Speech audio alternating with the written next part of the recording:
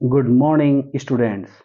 Today we are going to read Present continuous tense. जैसा कि आप जानते हैं कि इस टेंस में काम का करना या होना पाया जाता है। इसकी पहचान हिंदी वाक्यों में के अंत में आने वाले शब्द रहा है, रही है, रहे हैं, रहा हूं से होती है। उदाहरण के तौर पर हम एक वाक्य को देखते हैं, मैं एक पत्र लिख रहा हूं। तो यहाँ पर रहा हूं अंत में आ रहा है, तो ये इस बात को बताता है कि ये कंटिन्यूअस टेंस है। इस सेंटेंस में मैं शब्द सब्जेक्ट है, तो आई, इसके साथ हेल्पिंग वर्ब लगेगी एम। आई एम लिखने को कहते हैं राइट। कंटिन्यूअस टेंस में वर्ब की फर्स्ट फॉर्म में आईएनजी लगती है।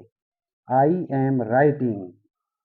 अब हमें ऑब्जेक्ट अगर पता करना हो तो हमें व्हाट या whom का से हमें वर्ब से पूछना है।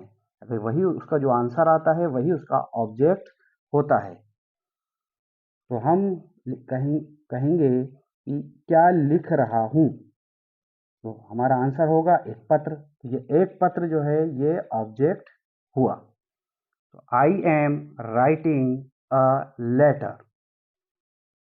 इसमें हेल्पिंग वर्ब्स का हमें ध्यान रखना है।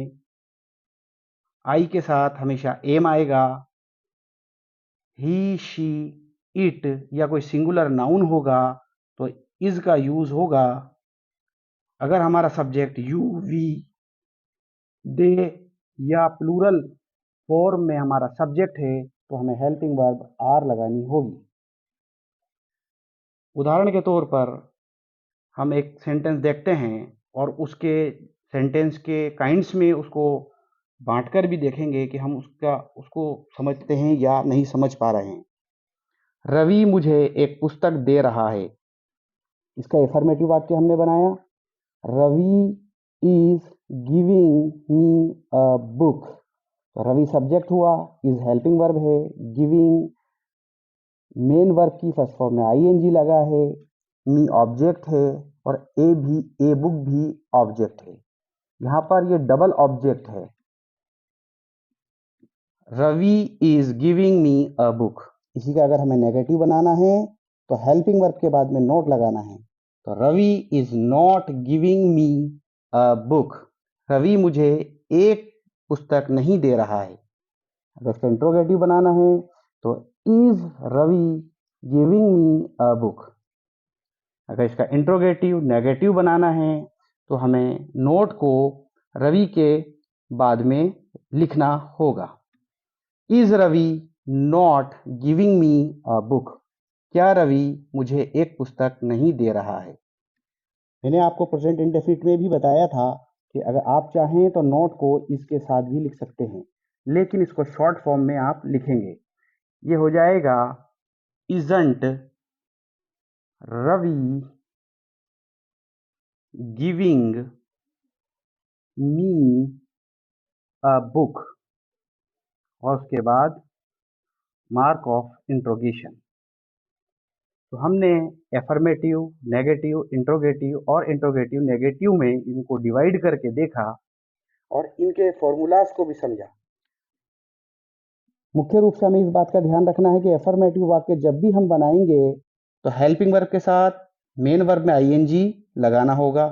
जब नेगेटिव बनाना है वाक्य तो हेल्पिंग वर्ब के बाद में नोट लगाना है, और जब इंट्रोगेटिव बनाना है तो जो भी हेल्पिंग वर्ब स्टार्टिंग में हमने लिखी थी नेगेटिव वाले सेंटेंस में, इस हेल्पिंग वर्ब को इंट्रोगेटिव सेंटेंस के शुरू में लिखना है। और जब इंट्रोगेटिव नेगेटिव बनेगा तो इसको हम दो तरह से बना सकते हैं कि हेल्पिंग वर्ब के साथ में भी हम नोट को लिख सकते हैं और नोट को हम सब्जेक्ट के बाद में भी लिख सकते हैं। अब आगे हम इसका यूज देखते हैं कि प्रेजेंट कंटिन्यूअस टेंस का यूज कहाँ कहाँ होता है। तो वर्तमान में जारी काम को बताने के लिए, जैसे he is writing a paragraph. वह एक पैराग्राफ लिख रहा है। ये वर्तमान में काम चल रहा है, तो इसलिए इज के साथ में वर्ब की फर्स्ट फॉर्म में आईएनजी का यूज किया गया है। ये काम के होने को शो कर रहा है। दूसरा वाक्य, यू आर प्लेइंग फुटबॉल। आप फुटबॉल खेल रहे हो।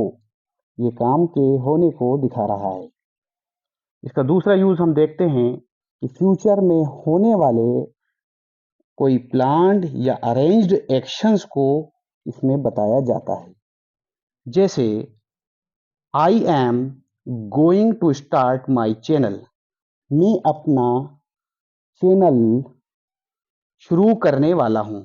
ये कार्य तो भविष्य का है, लेकिन इसको प्रेजेंट के कंटिन्यूस में भी बताया जा सकता है।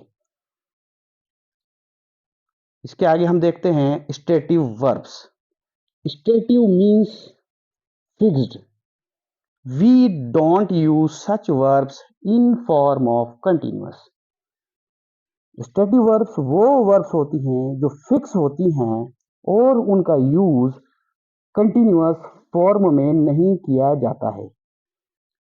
उदाहरण के तौर पर जो कुछ वर्ब्स ऑफ परसेप्शन हैं, परसेप्शन रिलेटिंग टू सेंसेस, जो हमारी ज्ञानेंद्रियों से संबंधित है, जैसे सी, हियर, स्मेल, टेस्ट।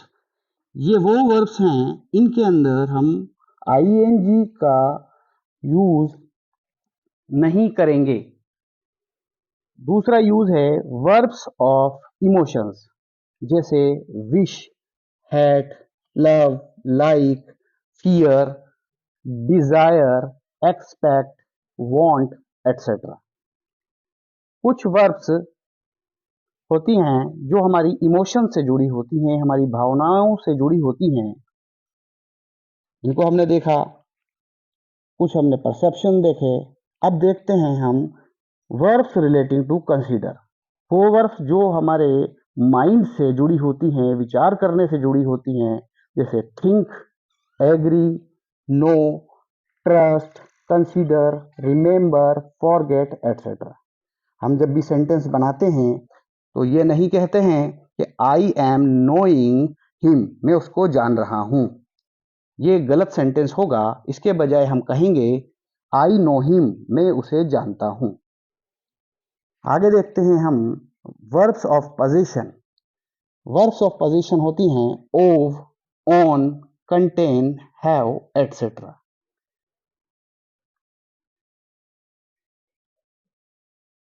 इसके आगे हम इसके कुछ यूज देखते हैं कि हम कभी कभी गलत यूज कर लेते हैं वर्ब का, जबकि हमें उसका सही यूज करना चाहिए था, और इन चीज़ों को हमें ध्यान हमेशा रखना है। जैसे हम कोई सेंटेंस लिख रहे हैं, they are seeing with their eyes, वे अपनी आंखों से देख रहे हैं।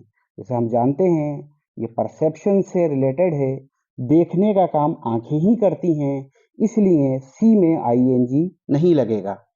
अगर हमें इसका सही रूप लिखना है तो हम लिखेंगे they see with their eyes, वे अपनी आंखों से देखते हैं।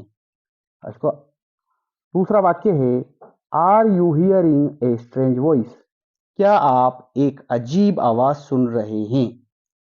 ये सेंटेंस गलत हो है ग्रामेटिकली। इसका सही जो फॉर्म है वो होगी do you here a strange voice, क्या आप एक अजीब आवाज सुनते हैं।